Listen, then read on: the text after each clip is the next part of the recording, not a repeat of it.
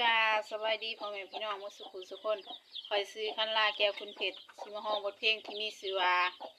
สวรรค์บ้านนาของเฮามวนมวนก็ฟังน้ำกันเด้อทุกคนฝากกดไลค์กดแชร์ในเด้อทาง Facebook แล้วก็ TikTok สวรรค์บ้านนาของเฮาตื่นเช้าห่อเข้าลงนาคาดไทยว่านดำทั่วนา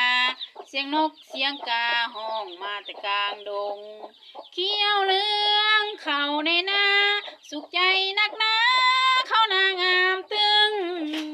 ลมพัดห่วงเข้าตื้อลมพัดห่วงเข้าตื้อเข้านาแค่บึงงามอีหลีแท่นอ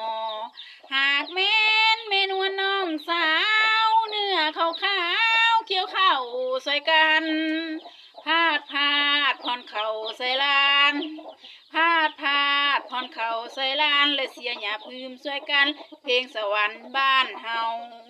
เขียวเหลืองเข้าในนาสุขใจนักหนาเข้านางามตึง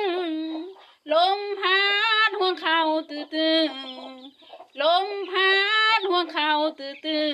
เข้านาแค่บึงงามอีหลีแท่นอหากแม่นวลน้องสาวเนื้อขาวขาวเกี่ยวเข้าใส่กันพาดผ่อนเข่าใส่ลาน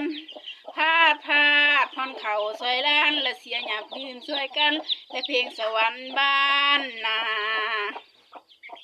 มวนก็ฟังน้ำกันเด้อทุกคนฝากก็ไลค์ก็แชร์แน่